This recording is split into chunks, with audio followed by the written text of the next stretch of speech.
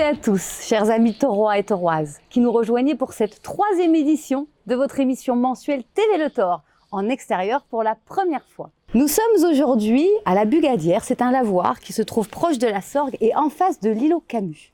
L'îlot Camus, ainsi nommé par nos soins il y a moins de 2 ans. Bien nommé, devrais-je dire, au vu de sa situation idéale, à l'ombre de l'église et à l'abri du pont de Douzamont. Parce que peu de monde le sait, mais Albert Camus aimait beaucoup le Thor, et particulièrement cet endroit quand il venait notamment rendre visite à son ami poète René Char. C'est une émission particulière que nous vous offrons à présent, une émission largement dédiée à votre cadre de vie et aux aménagements dans ce cœur de ville où il fait bon vivre ensemble. Ce sont justement les nombreux acteurs de ce pôle, nouvellement désignés aménagement et cadre de vie, qui nous livreront les secrets de leur fonctionnement. C'est notre dossier phare du jour. Et puis, nous vous l'avions promis il y a un mois, vous montrer, en compagnie de votre adjointe au patrimoine Florence Andrzejewski, tout au-dessus du beffroi pour notre nouvelle rubrique Trésor caché. Enfin, Monsieur le maire répondra aux interrogations que vous nous avez soumises par mail et sur les réseaux sociaux. Ce sera la rubrique Questions directes. Donc Yves, bonjour. Bonjour. Et bienvenue sur ce 3e format en extérieur. Alors, quels sont les événements marquants pour notre commune?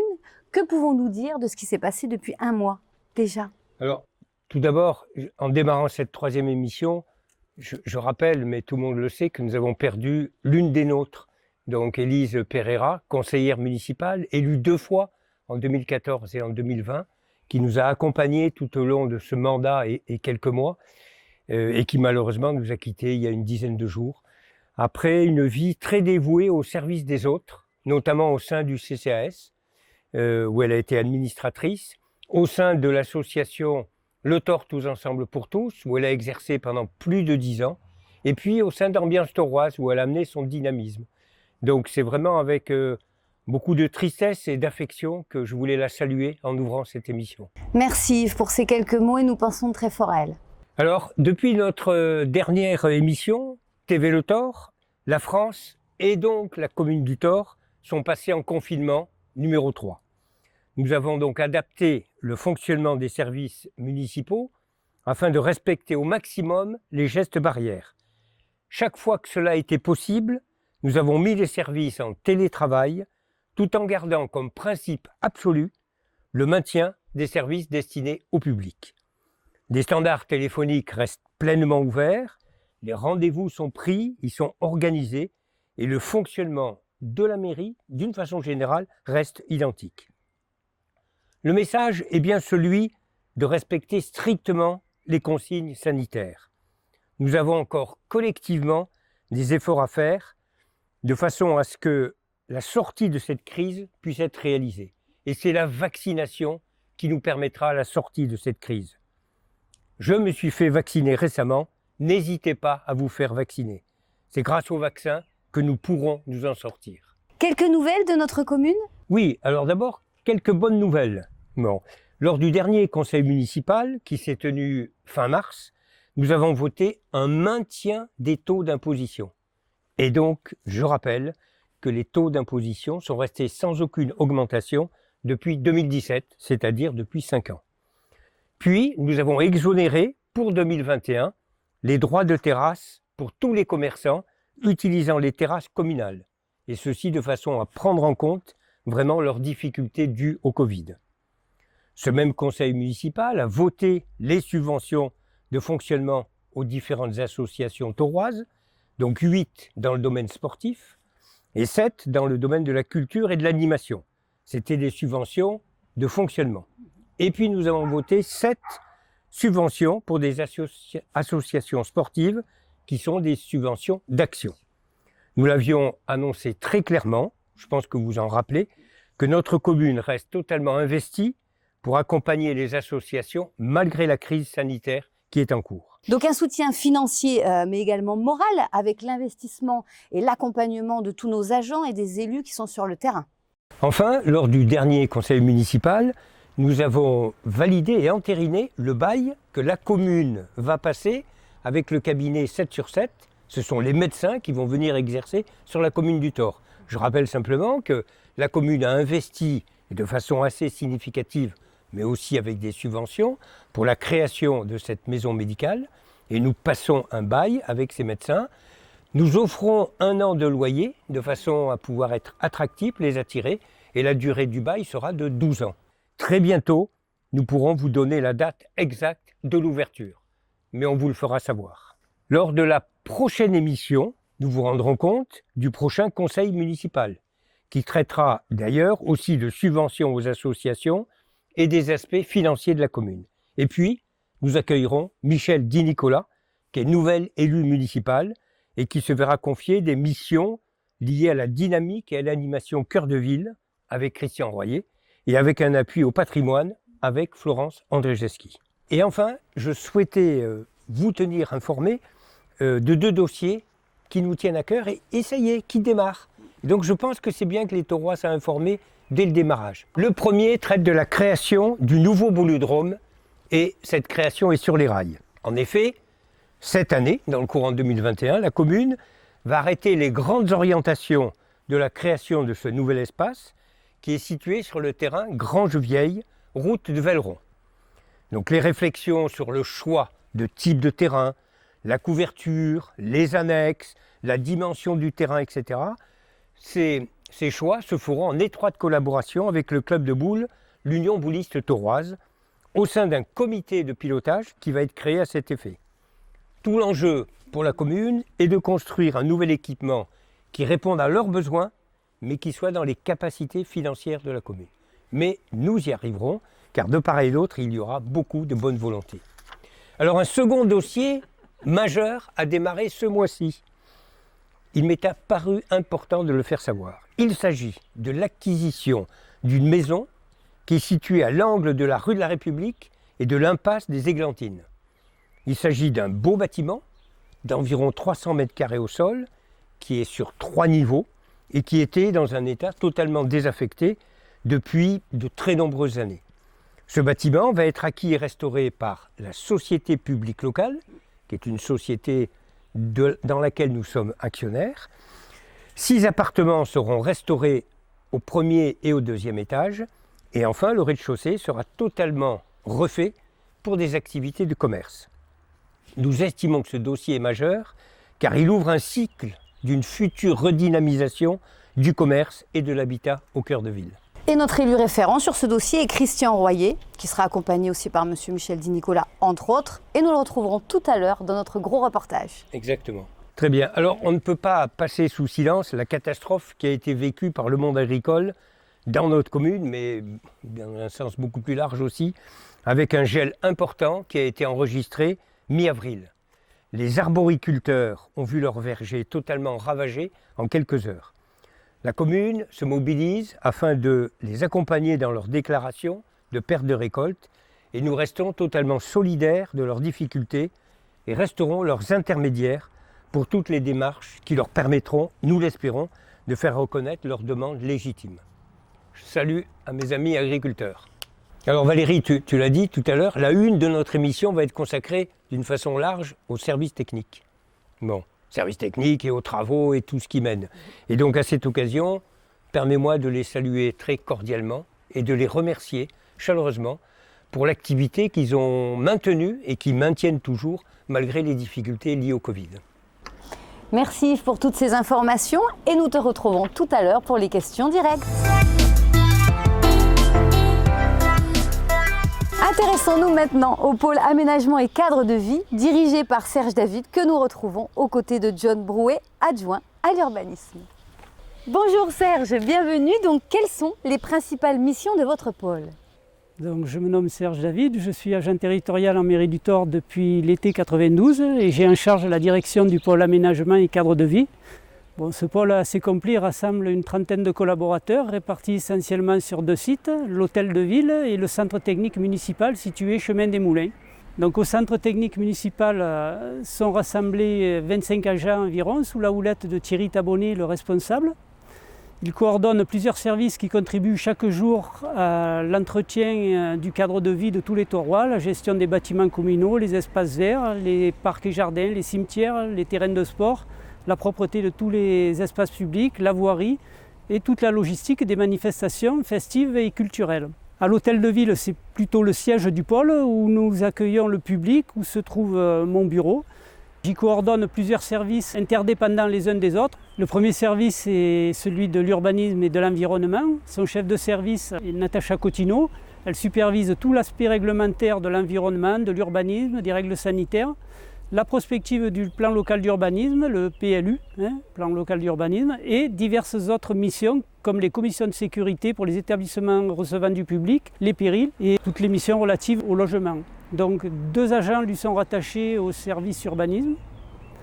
Ensuite, nous trouvons le service foncier géré par Morgane Camacho, qui prend en charge toutes les ventes et acquisitions, les baux de la commune, les conventions de mise à disposition, le travail en lien avec la SAFER pour les interventions en zone agricole et les interventions sur les zones naturelles comme la colline de Touzon. Nous trouvons ensuite le service domaine public qui comprend le responsable Florent Di Gaetano et un agent affecté également au service de défense incendie. Le service domaine public assure la gestion de toutes les occupations du domaine public, des entreprises, des concessionnaires, les déménagements, les terrasses de café, les marchés hebdomadaires, les manifestations, mais aussi tous les équipements publicitaires, et ainsi que les classements et les déclassements de la voirie publique. Donc pour ma part, je coordonne le tout et assure la prospective budgétaire, l'assistance à maîtrise d'ouvrage, la maîtrise d'œuvre de nombreux projets et actions de la commune. Et je suis aidé au quotidien par Sandra, l'assistante de direction. Merci Serge pour cette présentation très complète. Est-ce que vous pouvez nous dire quelles sont les actualités de votre service? Les missions sont nombreuses et nous ne manquons pas d'occupation effectivement. Sur le CTM notamment, en plus de sa gestion du centre technique, nous venons de nommer Thierry Tabonnet, référent énergie de la commune, afin qu'il s'attaque à la transition énergétique, pierre angulaire du développement durable. Il va devoir participer au projet en amont et travailler en étroite collaboration avec la communauté de communes. Une réorganisation des missions du centre technique est donc également en cours avec notamment les 2 autres chefs de service en place, Pascal Bernard à la propreté urbaine et l'arrivée de Fabien Alferès aux espaces verts. Alors Dion, tu es adjoint à l'urbanisme et tu collabores au quotidien avec Serge. C'est ça. En quoi consiste ta mission, tes missions? Alors comme vient de l'expliquer Serge, mes missions sont nombreuses. Je suis adjoint en charge de l'urbanisme, de l'aménagement durable et des affaires foncières. Cela signifie que je participe à la mise en œuvre de la politique en matière d'urbanisme, en coordination avec le responsable des services et mes collègues élus, et bien sûr, en premier lieu, avec Monsieur le maire. Donc concrètement, je dois traduire les projets en documents réglementaires et en procédures opérationnelles. Alors pour cela, je suis les différentes phases des dossiers, j'anime les réunions de concertation avec les élus, les habitants, les usagers, pour construire un projet partagé. Et je suis notamment la procédure d'élaboration du fameux PLU, le plan local d'urbanisme. En totale collaboration avec les services, j'effectue une veille réglementaire sur les évolutions du code de l'urbanisme et pour que ce soit cohérent sur l'ensemble des territoires, je participe à différentes commissions, comme par exemple le SCOT, qui est le schéma de cohérence territoriale. C'est une activité passionnante car nous intervenons sur des sujets concrets, comme le projet Cœur de Ville par exemple, où nous avons grand plaisir à voir enfin, après des mois et des mois de travail, ce que cela donne enfin, une fois réalisation terminée. C'est beaucoup d'investissements, de temps personnel, de collectif, mais c'est aussi et surtout de belles satisfactions au final. Nous travaillons actuellement ensemble sur la 2e phase du projet Cœur de Ville, cette 2e phase qui permettra de continuer la mise en valeur de notre commune et de son patrimoine, tout en apaisant le flux de circulation. Merci Dion. Tu as évoqué tout à l'heure justement le projet Cœur de Ville. La transition est toute trouvée. Je vous propose de rejoindre maintenant Lionel Gomez et Christian Royer qui vont nous faire un point d'étape précis sur l'avancée de ce grand projet. Bienvenue à tous, ici dans le nouveau Cœur de Ville, totalement réhabilité et rénové autour de l'église et du beffroi. Les travaux se sont terminés il y a quelques semaines et l'espace public a été rendu au Taurois après quelques mois de travaux. Ceci constitue la première étape de notre projet de réhabilitation du centre-ville. La redynamisation de notre centre-ville est un programme au long cours. Entrepris dès 2014, ce projet répond à plusieurs objectifs imbriqués les uns avec les autres. Tout d'abord, rendre notre commune plus attrayante et agréable pour ses habitants. Ensuite, bénéficier des atouts que nous avons avec notre patrimoine, les Sorgues, notre église, notre beffroi. Enfin, permettre au commerce de se développer pour répondre aux besoins des habitants et de satisfaire aux exigences des réglementaires actuels. Pour cela, la commune a voulu donner un signal fort en structurant une de ses voies principales, la rue de la République, en la rendant accessible à tous et en permettant une circulation sécurisée pour les piétons, tout en favorisant l'accès au commerce, en créant une liaison harmonieuse entre l'église et le beffroi. Ce résultat final est le fruit d'une action collective forte et d'une collaboration étroite entre les entreprises prestataires et les services techniques de la ville qui ont dirigé les travaux. La gestion du chantier a été suivie au quotidien par les agents municipaux qui se sont intégrés dans ce dispositif de manière à faciliter l'intervention des entreprises et qui ont réalisé des travaux complémentaires d'aménagement. Leur connaissance précise du terrain a permis à chacun d'optimiser ses interventions et de faciliter la vie du chantier. Cette première étape, Cœur de Ville 1, est donc terminée. Et doit permettre l'implantation de nouveaux commerces en centre-ville. Ce projet ambitieux ne peut se réaliser qu'avec l'appui de tous, des citoyens bien entendu, mais également des commerçants concernés et désireux de participer au développement de la commune. Le succès amène le succès. Nous devons pour cela favoriser le rapprochement entre les propriétaires de locaux commerciaux vacants et des exploitants potentiels. Aussi, en concertation avec la communauté de communes, nous serons accompagnés par l'ORAV, qui est l'agence d'urbanisme Rhône-Avignon-Vaucluse, afin de produire des enquêtes auprès des propriétaires, des commerçants du centre-ville, afin de mieux saisir leurs attentes. Mais notre commune est aussi là pour mettre en place des dispositifs incitatifs, facteurs de succès, et de proposer une palette d'outils fiscaux, fonciers et opérationnels adaptés aux problématiques tauroises. Nous serons accompagnés dans notre démarche par des acteurs publics pour la mise en place de ces actions, telle la SPL 84, qui est la Société publique locale Territoire Vaucluse, pour l'acquisition de biens en grande partie inoccupés pour permettre la réalisation de projets de locaux commerciaux et de logements. Le périmètre de ces opérations ne se limitera pas à la seule rue de la République et se poursuivra sur les autres principales artères de notre centre-ville. En effet, Cœur de Ville numéro 2 consistera dans les prochains mois à réhabiliter les places situées devant le beffroi et le long de la Petite Sorgue. Sont concernés la place du 8 mai et du 11 novembre, la place du marché, la rue Pasteur et le pont de Douzaba. L'objectif de ces travaux est d'apaiser la circulation dans l'espace public en réorganisant les modes de déplacement et en les sécurisant pour tous les usagers. Cette deuxième tranche s'inscrit dans le même esprit qui a animé Cœur de Ville numéro 1, celui de la revalorisation de notre patrimoine local et d'ouverture vers la Sorgue. Les travaux devraient débuter 4e trimestre 2021, bien sûr, et durer jusqu'en mai 2022.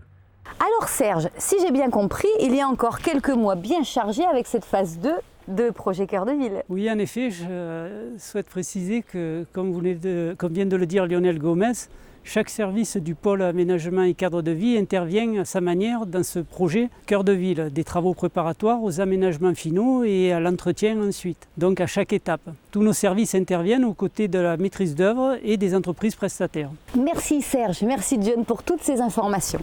Pour clore ce grand chapitre sur les services techniques et aménagement, je vous propose de rejoindre maintenant Christiane David, adjointe à l'environnement et à l'agriculture, ainsi que des agents qui travaillent aux espaces verts et qui vont nous présenter en détail nos jardins en ville. Bonjour à tous et bienvenue ici au jardin Tivoli, un des 4 jardins en ville de notre jolie commune. Je me présente, je suis Christiane David, adjointe à la promotion de l'agriculture et la protection de l'environnement et aux sorgues sur la commune. Ma mission me conduit au quotidien à collaborer avec le service urbanisme concernant le foncier agricole et les décisions environnementales, mais aussi avec le service des espaces verts pour la gestion de leur entretien et de leur agencement. Je suis accompagnée aujourd'hui par 2 de ses représentants, Olivier Etienne et Fabien Alferès, tout récemment arrivés dans l'équipe. Si nous sommes dans ce jardin aujourd'hui, c'est pour vous présenter rapidement la réhabilitation de ces espaces de repos et de détente que nous souhaitons valoriser à proximité immédiate du centre-ville. Alors Fabien, vous êtes nouvellement arrivé au TOR pour prendre en charge la gestion du service des espaces verts. Pouvez-vous nous en dire plus sur la gestion de ces espaces jardins en ville? Oui, en effet. La ville du Thor, outre ses espaces naturels de bord de Sorgue, possède 4 parcs et jardins que la commune a aménagés en zone de repos et de détente pour ses concitoyens. Le premier est le parc des Estourans, avec ses jeux pour enfants, entouré par la Sorgue qui apporte sa fraîcheur l'été. C'est le plus grand des parcs de la ville. Il est idéalement situé. Il offre toute l'année un poumon vert et aéré. Puis tout près, le jardin Baroncelli, ancien jardin de Monsieur Parra, qui se trouve à côté de la salle des fêtes. Il n'est ouvert qu'à l'occasion de certains événements, car il n'est pas encore sécurisé en bordure de la Grande Sorgue et il le sera très prochainement dans la continuité du réaménagement cœur de ville deuxième tranche. Le troisième jardin est celui-ci, le Tivoli, à l'intersection du cours Victor Hugo et de la route de Lille face au rond-point. Avec sa jolie glycine, son bel ombrage, il porte le nom de la demeure à laquelle il était auparavant attaché. Le dernier ouvert se nomme Parc Jean Giono avec ses grands cèdres. Il se trouve à l'intersection de la route d'Orange qui mène au collège et de la route de Velleron et du chemin des Coudelières, au lieu-dit Saint-Roch, pour faire simple, à côté de la police municipale. Mais outre ces parcs, nous avons la chance d'avoir sur notre commune d'autres lieux naturels préservés, notamment vers la passerelle du chemin des Moulins qui enjambe la Grande Sorgue.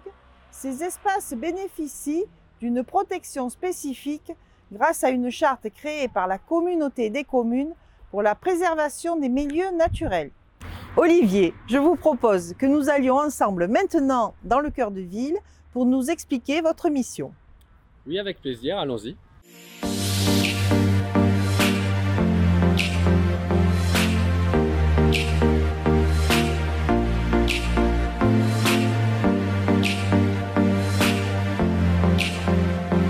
Voilà Olivier, nous voici dans le centre du cœur de ville qui a été réaménagé avec cet arbre, cet olivier qui a été planté dans le cadre de l'opération Un bébé, un arbre. Que pouvez-vous nous dire sur les aménagements paysagers réalisés? Bien, on peut remarquer qu'on a des essences de végétaux typiquement méditerranéennes, ce qui permet de limiter l'arrosage. On peut remarquer des santolines, des achillées, donc des plantes qui nécessitent peu d'entretien. Donc le choix a été fait exprès sur ces végétaux-là.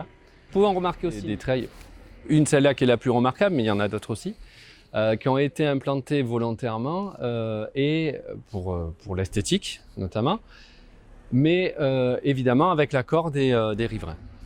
Un autre exemple ici, donc derrière l'église, au niveau de l'embarcadère, l'intégration de plantes aquatiques en bord de Sorgue. Donc voilà Olivier, nous terminons notre visite sur la rue Pasteur, place de la Cure, avec cet aménagement de carrés aromatiques. En quoi consiste cette opération d'aménagement partagé? L'idée du carré aromatique partagé, c'est une idée innovante qui permet de créer du lien social autour d'un lieu qui est, ma foi, plutôt agréable, sympathique. Donc ça favorise la convivialité, le lien entre les gens. Et aussi, ça donne la possibilité à des personnes qui ne peuvent pas se permettre d'avoir un carré potager, de dire, ben voilà, je peux utiliser tel ou tel aromate. Bien sûr, cela avec bienveillance, naturellement. Et moi, la question que je me posais, c'est, j'ai envie d'une plante particulière qui n'est pas là. Comment ça se passe? Alors là, j'invite la personne à se rapprocher, soit de moi, soit de collègues des espaces verts qui pourront l'aiguiller par rapport à ça. Merci Olivier, merci Fabien pour toutes ces informations données au Taurois aujourd'hui et merci au service des espaces verts et du centre technique municipal qui contribue au quotidien à embellir notre ville. Nous vous invitons tous et toutes à profiter de ces jolis espaces mis à votre disposition, mais surtout à bien les respecter pour le bien de chacun. Comme prévu Yves, nous nous retrouvons pour notre rubrique questions directes comme le mois dernier. Oui. Donc quelques questions il me semble aujourd'hui, on va en traiter 4. La première, celle de Ernest, qui nous demande s'il est encore temps de présenter des idées au budget participatif. Eh bien oui, puisque le délai d'arrêt des questions, c'est le 30 avril, donc il nous reste encore du temps. Mais même si votre question n'est pas complètement fouillée, finalisée, vous pouvez l'envoyer à la commune et on la construira avec vous ensuite. Donc juste une petite information, à date nous avons 17 dossiers qui ont été présentés. Donc voilà, des dossiers de bonne qualité. Et donc vous pouvez nous rejoindre quand vous voulez. Ça fonctionne très bien. Une question de Mylène à présent qui nous demande pourquoi la commune n'achèterait-elle pas des broyeurs à végétaux pour les confier aux taurois? Oui, c'est une idée. Aujourd'hui, nous versons des subventions aux taurois qui veulent acheter des broyeurs à végétaux. Subvention qui est qui est de 500 € je crois de mémoire. Alors, on s'est posé la problématique, plutôt que de verser ces subventions, d'acheter des broyeurs. Mais ça pose quelques problèmes de fonctionnement. D'abord, où est la responsabilité sur le bon fonctionnement du broyeur? Si c'est un bien de la commune et qu'il y a un accident, qui est le responsable? Et deuxièmement, il faut aussi assurer sa gestion. Donc on remet un broyeur, comment est-il rendu? Est-ce qu'il refonctionne bien ou pas? Et donc c'était quelque chose d'un peu lourd. Et donc nous avons préféré encourager les gens. Mais une idée peut-être qui pourrait être réalisée, c'est que des gens se regroupent collectivement, à 6 ou 7 ou 10, ils achètent un broyeur à végétaux et la commune leur fait un préfinancement. Troisième question, c'est Mélodie qui nous la pose. Elle constate, comme nous tous, beaucoup de dépôts sauvages, alors que nous bénéficions d'une déchetterie gratuite. Que peut-on faire au niveau de la commune? Et oui, c'est, je dirais, les incivilités les plus désagréables, alors que vraiment, les communes en général et la nôtre, nous avons fait des efforts, nous avons mis en place une déchetterie qui est gratuite, qui est ouverte très largement, qui est facile d'accès. Et malgré ce, on voit des gens qui jettent leurs déchets n'importe où, dans des champs de pommiers, au bord de rues, etc. Alors, il faut savoir que nous avons démarré cette gestion de dossier par l'intermédiaire de la sécurité, puisque là, on est dans une démarche de non-respect de normes réglementaires. Et donc, c'est un dossier qui est assuré par Laurent Bresson, qui est en train, je dirais, de monter le dossier. Et donc, bientôt, nous ferons savoir aux taurois, bien d'abord les sanctions que nous allons mettre en œuvre et les actions que nous allons pouvoir développer de façon à protéger les propriétaires privés qui voient s'installer des déchets sauvages sur leur résidence, sur leur lieu. Donc voilà, donc c'est un dossier qui, d'ici le mois de juin, sera communiqué aux taurois, mais c'est une vraie problématique. Et nous agissons. Plusieurs questions à présent. Alors là, sur les ralentisseurs. On aimerait beaucoup des ralentisseurs sur notre commune. Et oui, et alors je vais vous dire, l'autre jour, je l'ai fait un peu analyser. Si on répondait oui à toutes les demandes de ralentisseurs, nous aurions le tort ceinturé, café de ralentisseurs sur toutes les rues et quelquefois même à 100 mètres de différence. Et donc nous ne voulons pas devenir comme certains villages proches de chez nous, je ne citerai pas de nom, mais où quand vous y allez, vous passez de ralentisseur en ralentisseur et chaque fois vous râlez. Donc nous ne voulons pas faire ça. En revanche, nous avons déjà positionné des ralentisseurs aux endroits les plus, je dirais, dangereux ou accidentogènes, de façon à protéger un certain nombre de sorties de maisons. Donc nous le continuerons, mais dans un cadre, je dirais, pondéré. Ce ne sera pas une flopée de ralentisseurs que nous allons installer. Très bien. Merci pour toutes ces réponses et merci à vous pour toutes les questions que vous savez nous poser. Yves, es-tu monté au-dessus du beffroi déjà au moins une fois dans ta vie? Une fois, mais c'était avant les travaux. J'y suis monté pour aller voir l'état du beffroi. Et c'est là que nous avons pris la décision d'enclencher les travaux. Mais depuis, non, je ne suis pas remonté. Alors moi, je vous propose de venir avec Florence Androujewski qui va nous faire découvrir notre plus haut et notre plus beau trésor caché.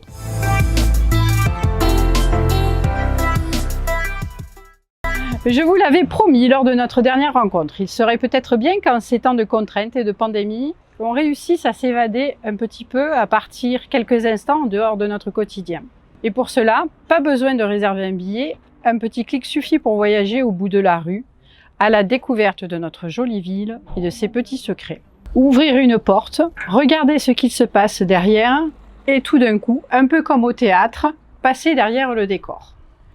Alors pour cette première, j'ai choisi la facilité, mais aussi la majesté, et du haut de ces 26 mètres et 170 ans, je vous invite à gravir les premières marches de notre géant, le bien nommé Beffroi. Nous voilà arrivés sur la première plateforme. De là, on aperçoit les seuls vrais vestiges du Moyen-Âge de cette tour profondément transformée. On sait que les remparts de notre commune datent pour la plupart du XIIe siècle, et la partie sur laquelle nous nous situons nous montre ce qu'il reste de la porte primitive, qu'on appelait la porte de Douzaba ou porte Saint-Pierre. Elle s'ouvrait vers le sud de la ville et l'église Saint-Pierre-Esliens, où se trouve actuellement le boulodrome. Au Moyen-Âge, cette porte Saint-Pierre était avant tout un bâtiment de défense et de protection pour nos ancêtres taurois. Un pont-levis existait encore à la fin du XVIe siècle. Il enjambait un fossé défensif juste au pied de nos remparts. Je vous invite à descendre les quelques marches encore en place de l'escalier qui menait au chemin de ronde.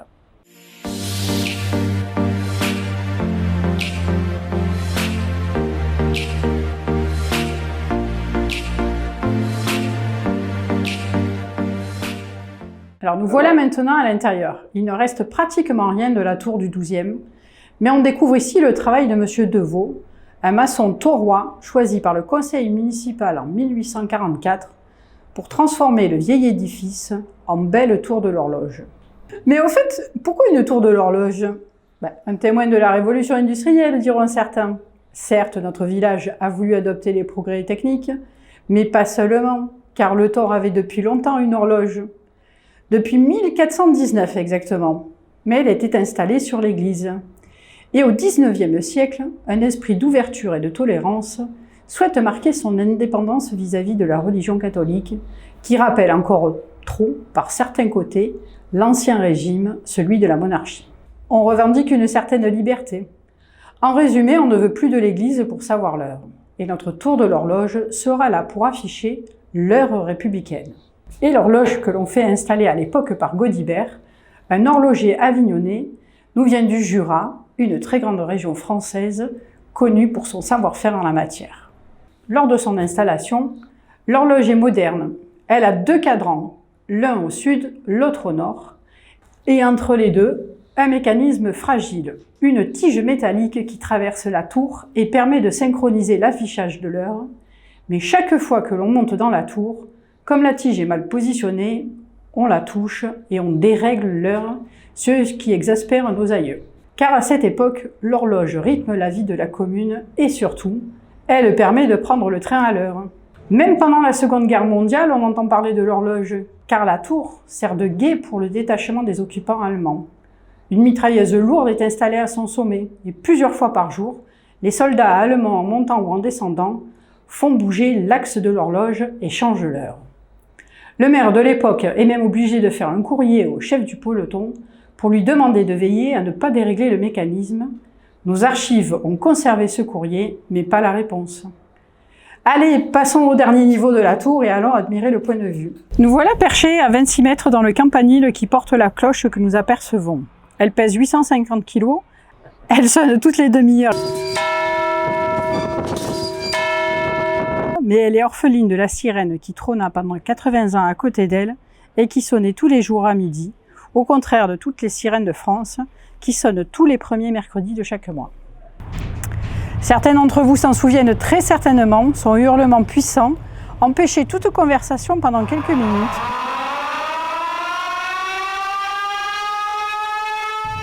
Mais elle permettait aussi, avant l'avènement des moyens de communication électroniques, de prévenir les pompiers d'un sinistre ou d'un accident. Elle pouvait sonner jour et nuit, et pour ceux qui habitaient à proximité, se faire réveiller par ces décibels n'était pas forcément très agréable. Parler d'en haut me permet de terminer sur une dernière anecdote à propos du beffroi. La prochaine fois que vous viendrez au marché, je vous invite à regarder d'un peu plus loin, en arrivant de la mairie ou de la salle des fêtes, et vous constaterez qu'il n'est pas tout à fait droit. Il penche un peu vers l'avant au sud à cause d'une double erreur de conception. Une première, au niveau de la première plateforme qui a été construite avec un décalage de 20 cm que l'architecte a essayé de rattraper sans y parvenir en totalité. Puis la seconde par une surélévation de la tour que l'on rehausse d'1 mètre après s'être aperçu que le son de la cloche ne portait pas assez loin pour alerter la population au sud de la commune en cas de catastrophe. Ces 2 éléments combinés font pencher la tour de quelques centimètres, créant un porte-à-faux comme à la tour de Pise. Voilà, notre première séquence est terminée. Je vous invite à nous retrouver très vite au bord de la Sorgue pour d'autres découvertes. À bientôt! Retrouvez tout de suite quelques actualités tauroises en images. Il sera question notamment du Bourdis et de l'espace jeunesse City View.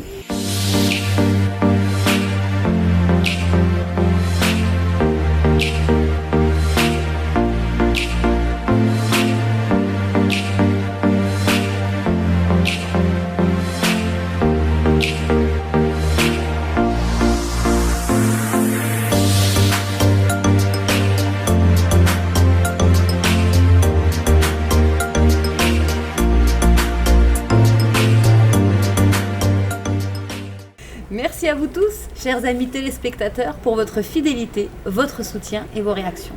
N'oubliez pas que TV Le Thor, c'est avant tout votre émission, créée sur mesure pour répondre à toutes vos interrogations. Nous nous retrouvons le mois prochain pour une 4e émission qui sera cette fois encore pleine de surprises et d'informations. À très vite.